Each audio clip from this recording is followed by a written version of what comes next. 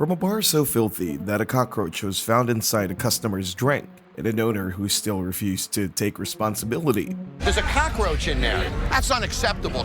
She was gonna serve that to me. to a struggling bar owner who turned his life around and built one of Jon Taffer's biggest success stories. I got 2 more Sierras coming up. A lot of the success of this bar relied on Jacob. He worked here for a year, but didn't make it better. Here are the worst and best bars ever discovered by Jon Taffer, starting with the Blacklight District Lounge, a bar located in Long Beach, California, owned by Dave Franich, who left his construction job to chase a new dream, and with the help of his friend Gabe Lopez, invested over $100 to open the punk rock spot. But the problem was that the idea was too narrow. Most people hated the noise. I'm not really a big fan of punk music. I'm not too crazy about the screaming. The PA system's horrible. The customers walk out because the music's so loud. Despite the struggle, Dave refused to listen. He cared only about the music and ignored everything else, letting the place get filthy with hygiene problems everywhere, which contributed to the downfall of the bar. Things got so bad that Dave called Jon Taffer because he was scared of losing his old investment. Owning a bar that hasn't made me money kind of sucks. Not making a dime for 4 years just ends up being a nightmare. To fix the struggling bar, Jon Taffer suggested the focus should be shifted from a purely punk music theme, but Dave was having none of it. Would you rather be in the punk business or make money? Honestly, I'll shut it down knowing that we did the punk rock thing other than selling out the punk rock scene. Things got even worse when expert Phil Wills tried to teach easy new drinks called the LBC Crown and the Royal Vandal, yet no one paid attention. Jon met Dave one last time to fix the attitude and plan renovations, but Dave still refused to listen. Go home. We don't want you here anyways. Oh, really? You think I'm an idiot, but you're the idiot. Because your ego will destroy anything. Go back to the airport and fly the out of here. Jon had had enough of the disrespect and knew his efforts would definitely become a waste, so he made the hard choice to walk away. This became one of the few times Jon Taffer ever left the bar without accomplishing his purpose of being there. After the episode aired, the owners claimed they were the ones who kicked Bar Rescue out. It was clear that the owners actually had no intention of saving their bar, and without any help, the bar limped along for 2 more years with a low 2.8 star rating on Yelp. Eventually, the bar closed its doors in July 2018, which was just 2 years after the episode aired on TV. Unlike Blacklight District, which couldn't deal with its problems because of an arrogant owner, the next bar overcame its problems in the most unexpected way. Located in a small Arizona town called Black Canyon City, just north of Phoenix, Kid Chilleen's Badass Barbecue sat in a quiet spot that drew tourists from nearby parks. Husband and wife Scott and Donna Chilleen owned the place, but they spent more time drinking and partying inside than running it. However, this left their daughter, Aaliyah, to handle everything while they handed out free shots and partied with customers. Guess what? As an owner, you are allowed to drink. Okay, just know. Do not let people do stupid.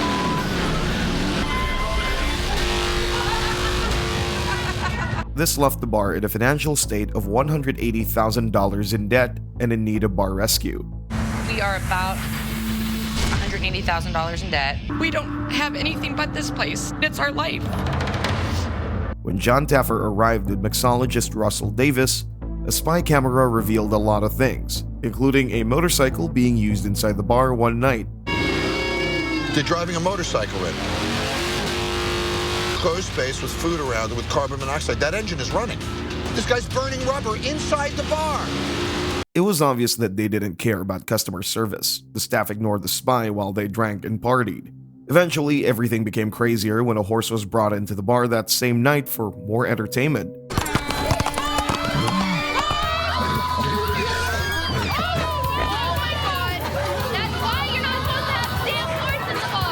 Jon couldn't take it anymore and had to intervene. A horse took a crap in the middle of this bar tonight, and they didn't even clean it up. That is the worst thing I have ever seen. But what he met was a total eyesore. He walked in on completely drunk owners. You look as good in all of your pictures as you have as in all of your shows. You seem so intoxicated. I'm surprised you know even who the hell I am, to be honest with you. This is how we don't see eye. All right, Donna, look at me. Shut up. Don't talk. I will listen to you. Don't talk. Nevertheless, he had to do what he knew best. So in order to continue the process of saving the bar, Jon Taffer gave them an ultimatum to clean the bar, So guys, this afternoon, I want us cleaning this place and pulling this together, okay? which they did immediately without hesitation. Afterwards, they were taught better ways of making food and drinks. Aside from that, Jon also brought in a lot of big changes to save the bar, which also included renaming it to Chilleen's on 17. At the relaunch, the bar filled up right away, and customers loved their food and friendly service. 2 months after the cameras left, sales climbed and finances improved, even with bankruptcy still hanging over them during the episode. As of 2026, Chilleen's on 17 is still open. They post live music events on Facebook and still kept most of Jon's changes. The bar eventually got saved out of bankruptcy, and sales are up by more than 40%, with positive and strong ratings averaging at 4.5 stars on TripAdvisor. Jon called the bar a complete success when he returned for a back-to-the-bar visit. The verdict for Chilleen's on 17, complete success. Even though Chilleen's was one of the worst bars at the beginning, the owners overcame their drinking problems by just listening to Jon. The next bar, however, disobeyed him and suffered the consequences. Patty's Pub, hidden in a big casino parking lot, was owned by Pat Rogers for over 10 years by the time Jon Taffer arrived. She wanted her son, Russ, to take over as manager, but Russ got too relaxed on the job. I hope you have a good, safe night. Gentlemen, you too. Within 6 months of taking over, Russ and his staff began to play at the bar more than they were. He was also diagnosed with an eye disease that stole part of his vision, as the bar slipped into debt after only a year under him. And I haven't seen any tremendous changes. I've taken well over $100,000 in debt. I can't. It could be as short as a month until the bar closes, and I need help. When Jon arrived with Chef Vic Vegas and mixologist Daniel Ponsky to help, they saw the problems right away. The bar had no clear signposts to mark its identity in the area. By the time they thought they'd cracked the nut, they went inside and found Pat and Russ arguing, while the staff members showed clear signs of laziness, and one even showed up to work drunk. When Jon confronted them, Pat told Jon that she would have fired Russ if he were not her son, which Russ struggled to accept. If he wasn't your son, would you fire him? Say it. Oh, come on, Maya. Yeah. The only way to dispel all this is to show up and do what I need to do. To improve things at the bar, Daniel taught the team how to use proper tools and fun drinks, while the crew worked on renovating the place and even renamed the bar Pat's Courtyard Bar to honor her, while turning the inside into a sunny courtyard feel. After Jon left, everything still looked successful for up to 6 weeks, as their food brought in new guests and drink sales rose. However, it didn't take long for Pat and Russ to abandon the new ways, switching the name back to Patty's Pub. They later renamed to Oasis Bar in order to pull in a younger crowd, but that didn't work out at all. And not long after that, the bar closed in September 2017, less than a year after the episode. Patty's Pub became one of the worst bars Jon Taffer ever discovered because the owners blatantly walked away from the help he gave them. The next bar had a totally different outcome. In Season 5, Episode 12 of Bar Rescue, Jon Taffer stepped into the Triple Nickel Tavern, a considerably bad bar, but his presence changed everything. The bar owner had lost 3 family members to cancer in a short time. Right after the bar opened, my sister died. She had cancer. Then my mom got diagnosed with cancer. A couple years after that, my big brother got cancer and he died as well. And to deal with the pain, JJ started partying at his own bar and drowning his sorrows every night with every glass he took. This led to the bar being neglected and on the brink of closing down. It crushes me every month when I'm doing the books and I'm realizing that I can't sustain it anymore. The Triple Nickel, it was my dad's squadron in Vietnam and Korea. If I ended up closing the Nickel, it would break my heart. Without wasting time, Jon quickly noticed several problems, including the staff drinking with his friends during work hours. Things got worse when the bartender couldn't make a simple cocktail. And when they asked for a cherry lime soda, even JJ and the staff had no idea how to mix it. Jacob put it on there. I don't know. He put them on there a couple weeks ago. I don't know what any of that is. The owner doesn't know how to make the drinks. He doesn't give it. The next day, Jon held a staff meeting where he told everyone how badly the business was being run. However, despite the expert training, the stress test was a complete disaster. JJ sent out undercooked food, Randy scooped ice with glass, which is dangerous, and drinks kept getting dumped. The following day, JJ promised to become a real leader and to do everything to turn things around for good. Jon renovated the place, but unlike other bars, this time he kept the original name, Triple Nickel Tavern. The inside now looked like true punk rock with bright new workstations, POS machines, and 555 symbols everywhere to honor JJ's dad's squadron. Relaunch night was a success, and after Jon Taffer left Colorado Springs, Triple Nickel Tavern achieved quite a comeback. 6 weeks later, business was already growing fast, and soon, the bar moved across the street to a bigger spot at 103 South Wasatch Avenue. The extra room made everything easier, as they'd always wanted. Live punk rock shows started attracting more customers to the house every weekend, and locals loved the new energy. JJ Groiter kept his promise and became the strong leader his dad would have been proud of. Today, in 2026, Triple Nickel Tavern is still open and thriving with a solid 4.5-star rating on Google. While Triple Nickel succeeded because it implemented Jon Taffer's changes, the same can be said about the next bar, which never trusted Jon. Dimples Karaoke in Burbank, California was opened in 1982 by owner Sal Ferraro as America's very first karaoke bar. At first, it boomed with celebrities stopping by for fun nights of singing. Dimples quickly became the hotspot for locals and celebrities. Katy Perry, David Spade. Sadly, as years went by, things started slipping so badly that necessary repairs were neglected. Sal is maybe holding on to the past a little bit, so we haven't moved forward. Sal's behavior contributed to the downfall as he acted inappropriately with female customers. I don't like when Sal is doing the dog shot, especially if it's a table that I'm serving. Make sure you get laid tonight. Things were obviously falling apart in the bar, and it needed a huge turnaround for it to survive. I'm about $250,000 in debt. I'm looking at retirement in another 3 or 4 years, and it's very hard. When Jon arrived, he saw that the outside looked confusing, and the old signs that piled on top of each other hid the karaoke theme. Recon revealed a lot of problems, such as a clustered room, and also customers complaining about a lot of things. I think we could use maybe a little bit of an update with the sound system. There's lots of sexual objectification from the owner. In the kitchen, food crossed over in messy ways. Burgers came out overcooked, and meat showed freezer burn. When Jon finally entered, he promised Sal he would respect the history while fixing the problems. To change things for the better, Jon wrapped up all of Sal's old memorabilia and set it outside, which Sal was not happy with. The hell is that?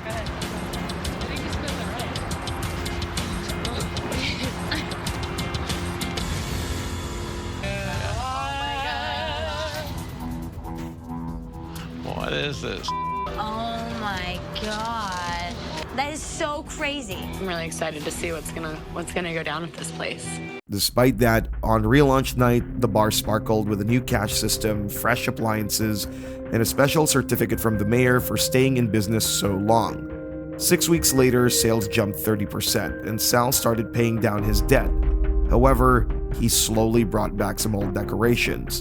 In a newspaper interview, he said the show did 50% good, 50% bad. Sadly, long-term success never came. And after the show, the bar struggled with a 2.8-star rating on Yelp. Unfortunately for the bar, the city approved a new $165 million mixed-use project at the location of the bar, which affected Dimples and caused them to close in January 2015. Although Dimples failed because the owners didn't trust Jon Taffer's changes and couldn't let go of his decorations, the next bar had a different approach that gave them an unexpected result. At the time, Joe Handy opened Champ Sports Bar, which was always filled with excited customers who constantly multiplied their profit. We were probably doing about $60,000 a month. But years later, as the bar began to struggle, Joe grew tired and let his wife Helen manage the money affairs, but this only made things worse. Despite their best efforts to turn things around, they were just 6 months from closing before they called Jon Taffer for help. Joe and Helen are only 6 months away from closing Champ's doors for good, so they have agreed to pull back the doors, bust open the books, and make a call for help to bar rescue. However, Joe still wasn't sure about the whole process, and to change that mindset, Jon took him and Helen to a successful sports bar to see how it would feel. Joe, those represent the dollars you would have lost. We had some communication issues on checks. You need to be able to go in that kitchen, Joe, and look at those ticket times and know I'm at 15 minutes, I'm okay. Joe, look at that. Oh, the stadium CD. While they were gone, the crew worked day and night to give the place a complete makeover. Jon pulled back the curtains on the new champs. Bright stadium seating welcomed everyone like a real sports arena. After the episode Chumps aired, the owners listened and kept the changes. As of 2026, Champs Sports Pub is still open and boasts a solid 4.4 star rating on Google. However, while listening was all that was needed to save Champs Sports Pub, it proved to be a difficult task for the next bar on the list. In Season 3, Jon Taffer stepped into Marley's on the beach to save Kevin and Michelle's business. Michelle had pulled $170,000 from her retirement savings to start the dream, but 3 years later, everything was falling apart. I wouldn't even let my dog eat the scraps from here. Michelle realized she was losing her investment, so she stepped in to help. But Kevin dumped the responsibilities of the bar on his wife. The bar lost more than $4,000 every month, sitting in over $250,000 in debt as they continued falling behind on rent. It was a complete disaster, with the stress affecting Kevin and Michelle's marriage. My husband and I were fighting like crazy. I felt like he got me into this. One day I said, I'm going to strangle you. The losses increase, and so does Michelle's animosity for husband Kevin. We're losing $4,000 a month, and he's having some drinks. It's like, you know what? Go away. To understand the problems at the bar, Jon sent 200 customers through the door for a stress test. Proving Jon's suspicions right, they couldn't handle things properly. For instance, Kevin hid in the office even when tickets piled up for over an hour. Eventually, Jon gave the bar a full makeover and renamed it St. Michelle's Beach Club to draw older customers by day and younger ones at night. Also, the bar got a new dance floor, outdoor furniture, fire pits, and better equipment. After Jon Taffer and his team left, things looked hopeful at first. At the 6-week check-in, sales had jumped more than 30%. The new dance floor, fire pits, and better drinks seemed to be working. But the owners, Kevin and Michelle, hated the new fancy name, St. Michelle's Beach Club. They changed it to Marley's Beach Club to keep their old name and some of the beach club feel. Online reviews revealed that the owners didn't listen to Jon Taffer, which left customers confused as to whether there were improvements, as seen in this comment. Been here before and after bar rescue. Where are the changes? Absolute failure. And this bar most certainly was not rescued. Only a few months after the episode aired, in November 2013, the bar shut down for good. According to Michelle, it was all for personal reasons. But while Marley's problem was stubborn owners, making it one of the worst bar rescue show discoveries, the next bar's owner had a different problem. In Season 2, Episode 2 of Bar Rescue, Jon Taffer headed to Fort Lauderdale, Florida. There, he found the Bamboo Beach Tiki Bar owned by Frank Tallarico, who bought a hotel with its poolside bar and used a clever loophole to make it one of only 3 beach bars in the city. At first, the place was filled with happy customers, but soon the building started to decay and profits fell fast. And I got cold pee in the cup. This bar sucks booty day. I lost close to $200,000. This bar is falling apart, and if it does, then that's it. My whole financial situation is a complete disaster. To save it, Jon brought chef Josh Capon and mixologist Terrell Treco, who went undercover for a secret check. They ordered pina colada, and the bartender pushed fried fish to go with it, which was a bad idea. Look, that pina colada mix sits on the speed well with no top on it. See that? There's got to be fruit flies all over the place. Somebody gets sick just from that pina colada mix. I took one sip. It was like all over the place, a sugary disaster. The recon also revealed poor cooking practices, as well as poor staff management. What is your problem? I have so much stuff to do. It's all good. Clock in, you go to work. She's just standing there playing with her hair. When Jon stepped inside, he told Frank the truth about their situation, much to Frank's displeasure. I found a hair in the food. Found a hair. That was my biggest thing. Let me tell you what I saw on camera. Is this great? We don't have too many complaints about our frozen drinks either. He says people don't complain in this bar. But Jon later did a deep inspection of the kitchen just to show Frank how terrible things were. At this point, Jon's advice seemed to have gotten to Frank. In addition to setting new rules at the bar, he also fired Mia for coming late. He's full of BS and the staff knows it. So they BS him all day long and they manipulate the hell out of him. But that's Frank's deal. I know he has a thing for blondes. I can't help being the type of girl he likes. I don't know. The drama didn't end there. The stress test was even more chaotic, with staff falling behind and tempers flaring up and down. Ticket time's running about 20 minutes. Keep moving. Okay, the presentation on that, you gotta get the limes in there. I hate every minute of this. In the kitchen, Chef Barry and his line cook Bobby are sinking in tickets. Get rid of all your tickets. You tell him what you need. Listen to him. So just be job then, Mike. Then listen what I said. Guys. Come on, Barry, not now. I'm excited to show John what I've got and show him that I'm actually a bartender, not just dead weight. Don't ever get your ice with the glass. Dump them out, do it right. And the drama continued when it was time to change the name. 300 to 450 and up. We can't piggyback on the hotel anymore. What I have to do is change the positioning to get the other people to come. The problem is the customers that come to this bar are the ones that are the most forgiving, and they're chasing the good customers away. I have spent so many years. I've had billboards, and where did it get you? You're losing money. Eventually, Frank was convinced to change the name and the bar was renamed Bamboo Beach Club. A month after the relaunch, business boomed. Mia never got her job back, and Alyssa stayed strong as manager. This rescue became one of John's biggest wins, and the bar beat the years during COVID while still going strong to this day with a 3.4-star rating on Yelp. While Bamboo Beach's owner was able to overcome his problems to succeed, the next bar handled things differently in a way that surprised everyone. The Hammer Bar was bought by best friends Chris and Mitch in 2010. At that time, business went well with Mitch handling most of the work while Chris relaxed. Then in 2011, Mitch got sick and had to step away. But when he returned, he found the bar sliding downhill fast. Chris had let things slip, and the bar was deep in debt and it needed Jon Taffer's help. John's spies revealed a lot of issues with how the bar was managed, from poorly served beer to horrible food. Mitch is over here washing dishes. That's the wrong way to do a Guinness. That glass should be on a 45-degree angle. Let's see what Michael says about this Guinness. She did it that way. It removes some of the carbonation from the beer, and it's not as good. I'll tell you what, my beer is just warm. Look at this. He's frying catfish and fries in the same fryer. I'm guessing they have only one fryer. John saw enough and walked in next to meet the owners. But rather than having a normal conversation, they blindly argued with him. My last two Friday, Saturday night shifts brought in about $10,000 money through the Those machines. were nights that, whether you were going to be here or not, that was going to happen. I'm the one that's coming up with specials every day. Chef Nick checked the kitchen and saw grease traps full of gunk and crumbs everywhere. First start, John told them to clean everything if they were even to go on with the rescue. During the next meeting, staff spoke up about how bad things were in the bar in order to move forward. Who hasn't been paid in a while? Still owed $800. You're drinking beers, puffing a cloud of smoke around you on her money. The payroll company that we were with, I do owe them some money, and they won't release the W-2s until I pay them their money. How much do you owe them? $1,000. You haven't paid them because you chose not to pay them.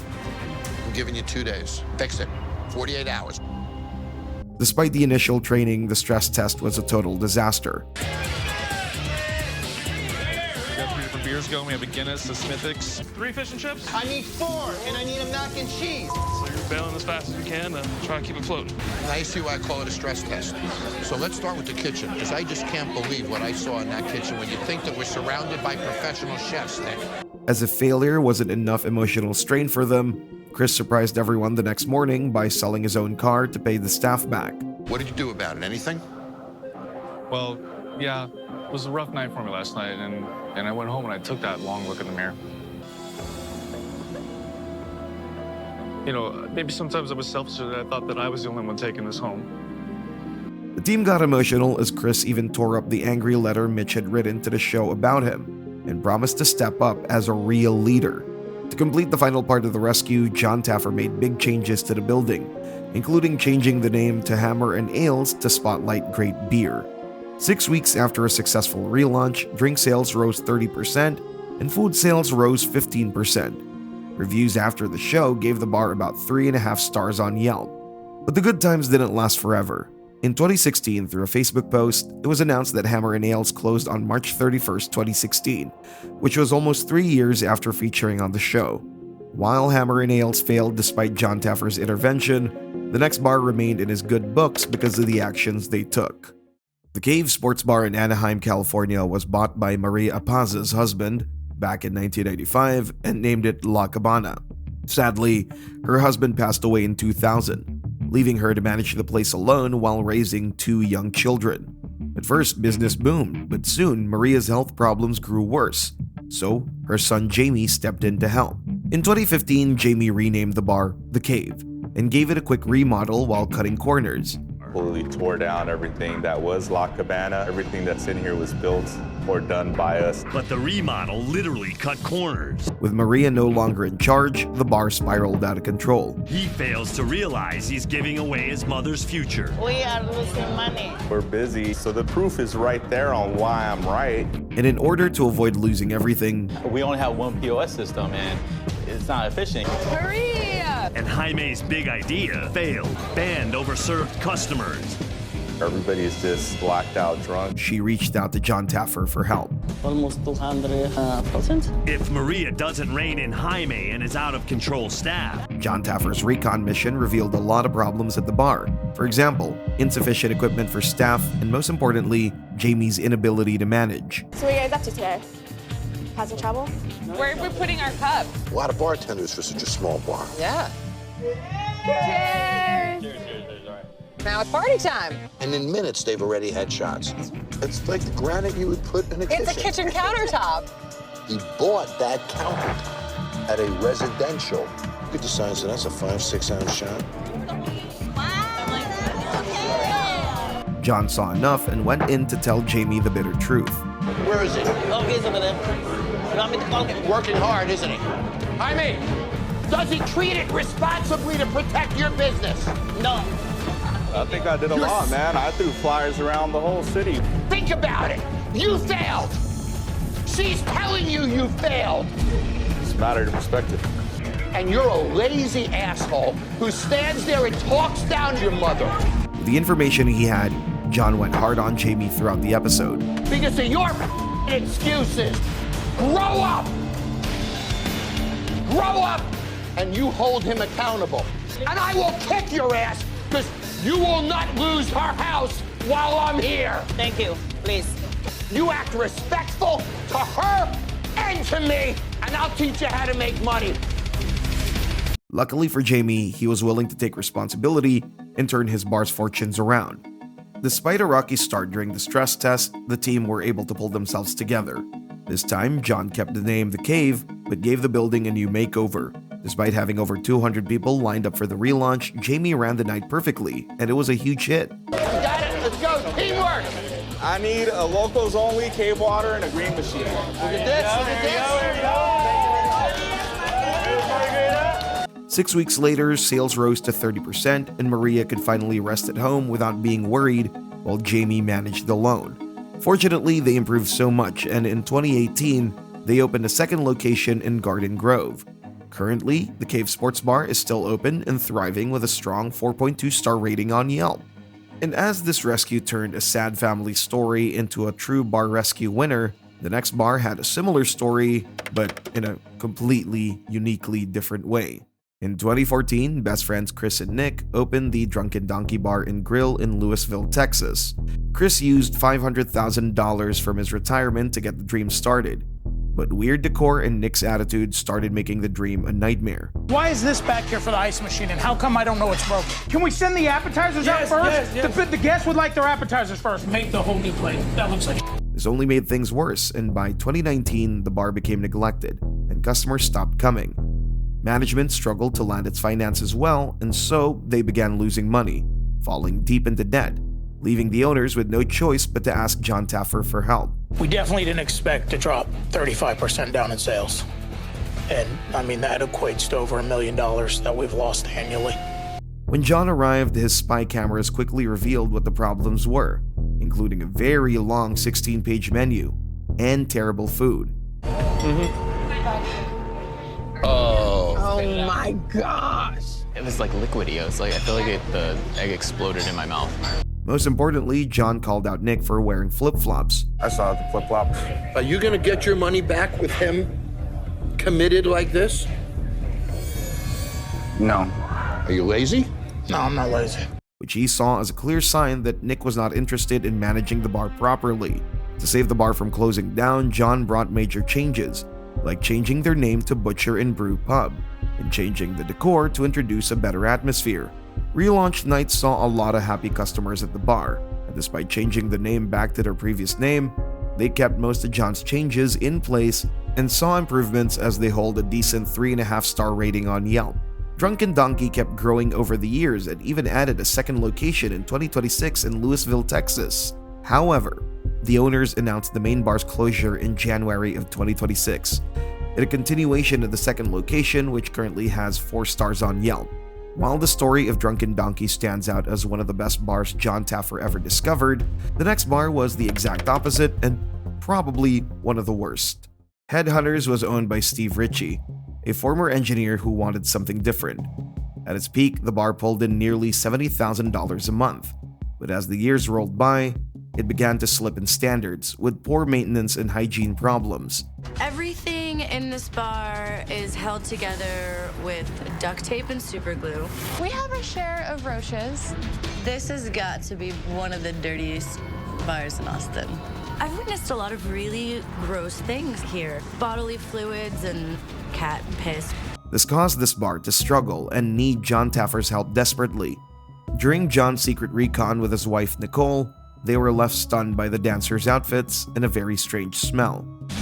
The second I walk in, there's just this disgusting, heavy, wafting smell of either mold and must or cat piss. What is the smell? It smells like cat piss in here. It's cat piss. The owner loves the cat in here at night sometimes to kill the rat. Things went from bad to worse when the bartender tried to serve them a drink. Why'd you make her a drink? Sweet tea sour? Yeah, I can do that. But Nicole quickly notices a cockroach inside the bottle, and they confront the bartender who tried to hide it. Is there something in that bottle? There's something. Wait. Come back here with that. I told them about this already. There's a cockroach in there. That's unacceptable. She was going to serve that to me. Look at it, floating in there.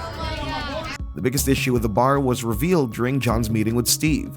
He noticed that Steve struggled to accept corrections and even refused to take any accountability for the cockroach incident. My wife orders a drink. The bottle's filled with a cockroach and bugs. Do you know it? Do I know what? That there's bugs all over your bar. There's bugs all over Austin. This is a college town. They don't want clean. It's not the culture. Austin doesn't like that. You came down here to tell me I have roaches in my bar? A professional is you don't serve bugs to your customers. Maybe you're the biggest bug. Jon had had enough of the disrespect, and the next day, he showed staff just how bad the hygiene at the bar was. I want you to be as grossed out and angry at this as I am. Look at this, guys. This is during the exterminator's sprays last night. Just watch it. There was substantial fecal matter, egg casings, and mutilated roach carcasses.